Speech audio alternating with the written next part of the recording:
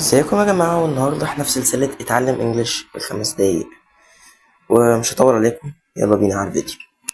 بدل ما هتقول there you have it أو it's done، هتقول Bob's your uncle. يعني ايه Bob's your uncle؟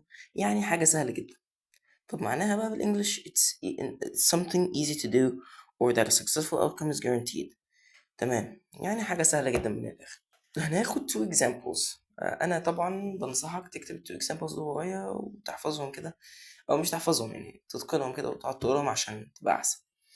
أول example: just plug in the printer, connect the cables and Bob's your uncle, you're ready to print. يعني إيه؟ يعني هتحط الفيشة بتاعت البرينتر، هتconnect the cables، هتوصل الكابلات يعني، و Bob's your uncle، وبس كده. You ready to print. You're ready to print يعني أنت جاهز تطبع. تمام، هنقولها تاني للي مسمعش. just plug in the printer, connect the cables and Bob's your uncle, you're ready to print. طيب تاني example معانا: follow these simple steps and Bob's your uncle, you got a new email account. يعني ايه؟ يعني انت هتتبع الخطوات دي وبس كده، انت عملت ايميل جديد. بس بسيطة جدا. تمام، هنقولها تاني: follow these simple steps and Bob's your uncle, you got a new email account. طيب تاني phrase معانا بقى بتقول ايه؟ donkey's ear، اللي هو بنقولها بدل a very long time. ايه بقى donkey's ear؟ it's an informal idiom meaning a very long time. يعني هي phrase او idiom غير رسمية، مش بتستخدم في الأوقات الرسمية يعني، أو في interview والحاجات دي. معناها a very long time. طيب أول example معانا بيقول لك I haven't seen him in donkey's year. أنا ما شفتوش بقالي كتير، أو ما شفتوش بقالي فترة كبيرة. فأنت بتقول إيه؟ I haven't seen him in donkey's year. طيب تاني واحدة: She has been working at that company for donkey's year. يعني هي بتشتغل في الشركة دي بقالها فترة كبيرة جدا. يبقى هتقول ايه؟ She has been working at that company for donkey's year. تمام، ده كان تاني فريز معانا. تالت فريز معانا وهو sell ice to Eskimos. يعني ايه؟ يعني شخص مقنع. persuasive يعني شخص ايه؟ يعني مقنع. يعني ايه؟ يعني بمعنى مقنع، بمعنى ان هو يقدر يبيع لك حاجة not necessary، مش انت مش محتاجها او مش مهمة بالنسبة لك.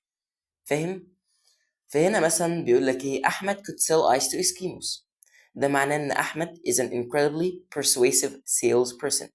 احمد هنا يقدر يبيع تلج للناس اللي عايشة في التلج مثلا، او يقدر يبيع لك تليفون وانت معاك احدث تليفون، يقدر يبيع لك عربية وانت معاك اصلا عربية.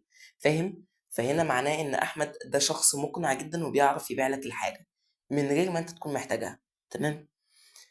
تاني example معانا: She tried to sell me a new phone even though I already have the latest model. It's like selling ice to Eskimos. يعني ايه؟ يعني هي حاولت تبيع لي تليفون رغم ذلك انا اصلا معايا احدث موديل، فهي كأنها بتحاول تبيع لي حاجة انا مش محتاجها. فهنقولها تاني: She tried to sell me a new phone even though I already have the latest model. It's like selling ice to Eskimos. ماشي. طيب رابع فريز معانا وهي بتقول لك know your onions. يعني ايه know your onions؟ to be knowledgeable and experienced in a particular subject or task. يعني انت شاطر جدا جدا جدا في المجال بتاعك. فمثلا أول example معانا بيقول لك he's been a mechanic for 20 years. He definitely know his onions when it comes to fixing cars. بيقول لك هنا هو ميكانيكي بقاله 20 سنة. ماشي، وهو أكيد بيفهم في المجال بتاعه وبيعرف يصلح العربيات. يعني مثلا لما تقول لأصحابك يا جماعة أنا عايز أصلح عربيتي، يقول لك بس هو مفيش غيره، كلنا صلحنا عنه وعمره ما خذلنا. فاهم؟ ده معناه انك شاطر جدا في المجال بتاعك.